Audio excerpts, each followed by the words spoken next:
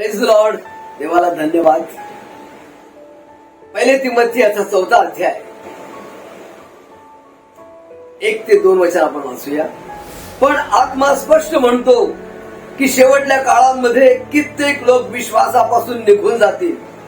ज्या लबाड बोलणाऱ्या माणसांचा विवेक भाव तापलेल्या लोखंडाने डागलेला असा आहे. त्यांच्या ढोंगाने ते फितवणाऱ्या आत्म्यांकडे व भूतांच्या शिकवणीकडे लक्ष देतील. विश्वासातून निघून जाण्याविषयी प्रभू येशू सुद्धा बोलला. जर मनुष्याचा पुत्र पृथ्वीवर येईल तेव्हा त्याला विश्वास सापडेल काय, असं येशू बोलला.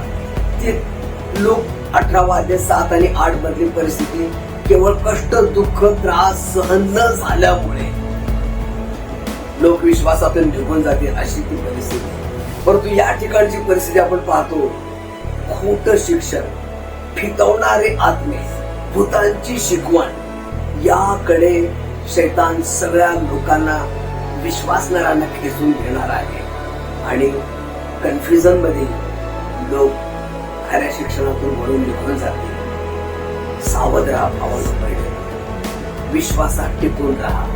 तुमचा शत्रू शैतान हा गरजणाऱ्या सिंहाप्रमाणे तुम्हाला घेऊन फाडून गिळण्यासाठी टपून बसलेला आहे. जो तुम्हाला आशीर्वाद. आमेन.